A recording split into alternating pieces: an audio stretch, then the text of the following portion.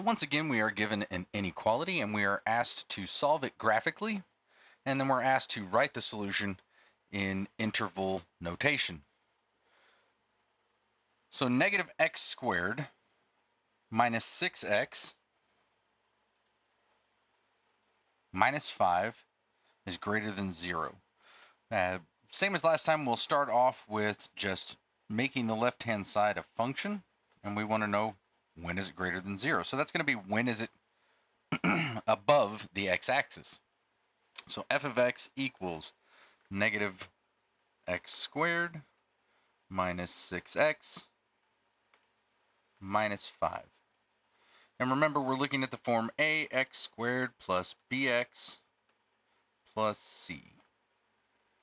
So in this case, a equals negative 1, b equals negative 6, and c equals negative 5. This means that our axis of symmetry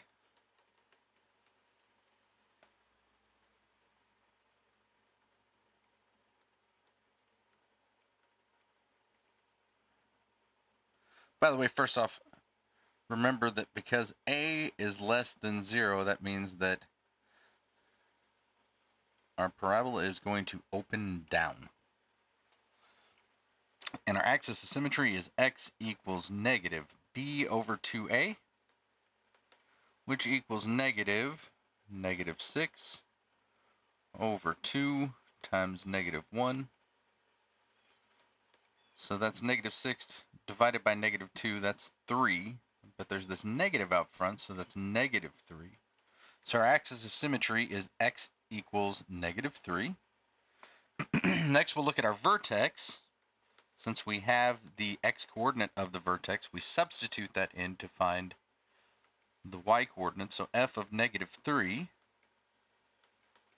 equals negative 3 squared minus 6 times negative 3 minus 5, which equals negative 3 squared is going to be 9, so this is negative 9.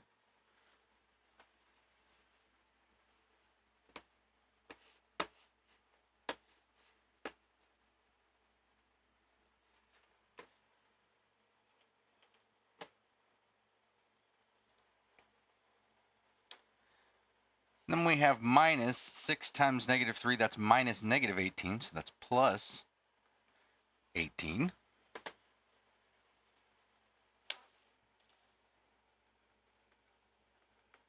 And we still have the minus 5, so negative 9 plus 18 minus 5.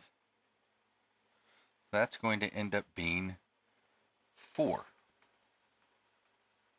Negative 9 minus 5 is negative 14 plus 18 is 4. So our vertex is going to be negative 3, 4. So axis of symmetry, vertex. We could look at the y-intercept, but it's not really necessary in this case. And you'll see why when we graph. And then we also have our x-intercepts. Remember, that's when the entire thing equals 0. So negative x squared minus 6x minus 5 equals 0. Let's go ahead and factor out a negative 1. So we'll just change the sign of everything. This becomes x squared. And essentially, we're multiplying both sides of the equation by negative 1. So x squared plus 6x plus 5 equals 0. Are there any two numbers that multiply to 5 but add to 6? Well, yeah, 1 and 5. X plus 1 times x plus 5 equals 0. If we multiply back through, we get x squared plus 5x plus 1x, which is 6x, plus 5. So it does factor to x plus 1 times x plus 5. So x plus 1 equals 0, or x plus 5 equals 0, which gives us x equals negative 1, or x equals negative 5. So now we'll put all of that together into our graph. We know that the axis of symmetry is at x equals negative 3, so negative 1, negative 2, negative 3.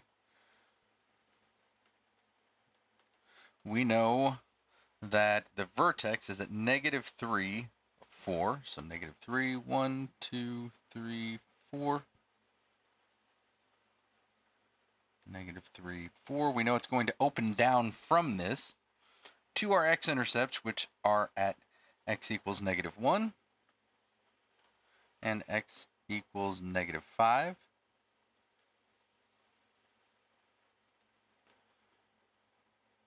And again, if we were plotting this for the graph itself, we'd find the y-intercept, maybe plot a few more points. Definitely make the shape a little better. Instead of a V, it should be more U-shaped. But what we're looking at, what we're concerned with is we're looking for where is this function greater than 0? Because that's where this expression is going to be greater than 0. So we have x-intercepts of negative 5, 0, and negative 1, 0.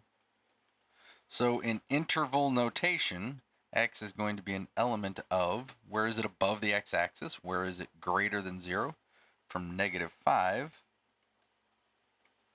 to negative 1.